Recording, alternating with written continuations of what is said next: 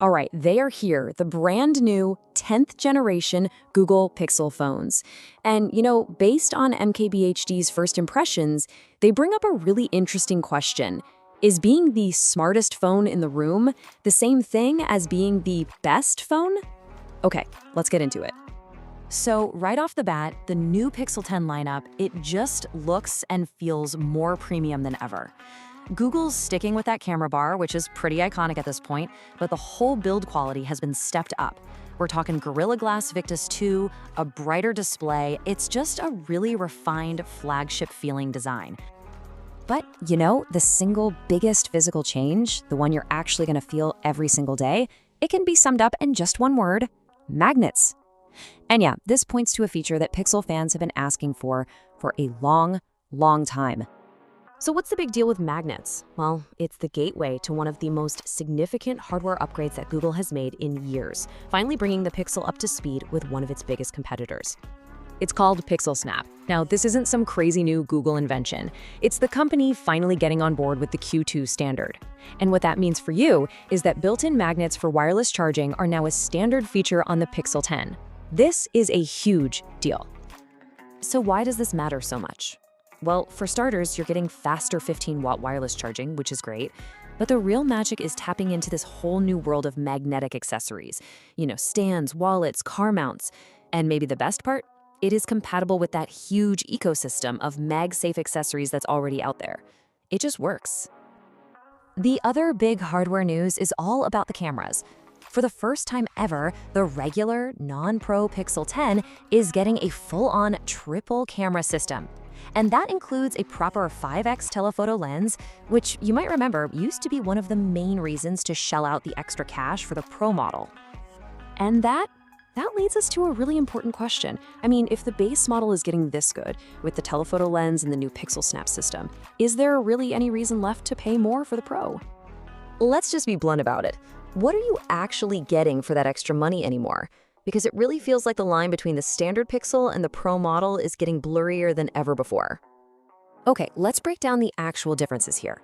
The Pro gets you a slightly smoother screen that can ramp down to save battery, a little more RAM, and higher-risk camera sensors that let you do that crazy long-distance zoom. But let's be honest, for most of us, day-to-day, these are pretty subtle upgrades. They're nice to have, but they're probably not absolute game changers. So here's the bottom line. That hardware gap between the standard Pixel and the Pro has never been this small. And if the big story isn't about some massive leap in hardware, then what is the Pixel 10 times really all about? Well, it turns out the real innovation isn't something you can measure in megapixels or gigahertz. It's in the software. Google is doubling down on its whole philosophy of making the Pixel the most intelligent, the most helpful phone you can possibly own. And this really is the core of what the Pixel is all about. It's not trying to win on a spec sheet. It's trying to win you over with these genuinely useful, almost magical software features that really only a company like Google with its deep hooks into our digital lives could ever pull off.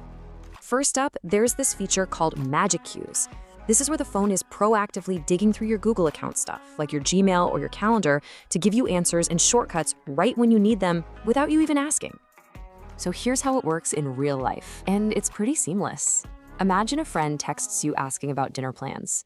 The phone sees that question, finds the reservation confirmation in your Gmail, and then just pops up a little bubble with the answer. All you do is tap it to send. That's it.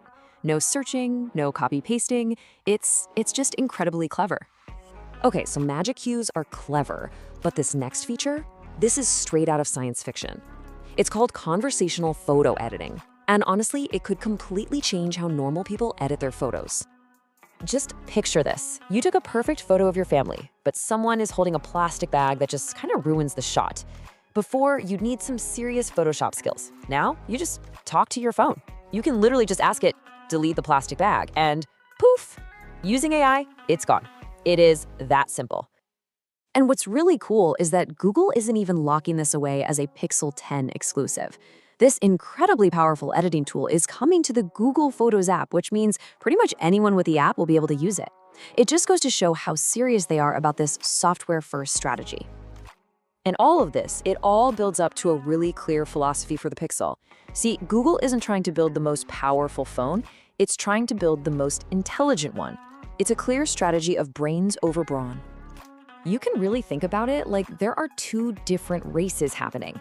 Most of the phone industry is in this old race, chasing bigger numbers, faster clock speeds, more megapixels, higher charging watts. But Google is running a completely different race, one that's all about AI performance, better AI models, and genuinely clever software features. And that right there is the whole point of the new Tensor G5 chip inside these phones. Its main job isn't to crush benchmark scores. Its number one focus is to be this super efficient engine for all of these on-device AI features that make things like magic cues and live translation happen instantly. So it all kind of boils down to this one last, really important question for you. When you're thinking about your next phone, what's actually more important? Is it the raw power and the big numbers on a spec sheet? Or is it the clever, helpful software that might actually make your day-to-day life just a little bit easier? The Pixel is Google's bet on the answer.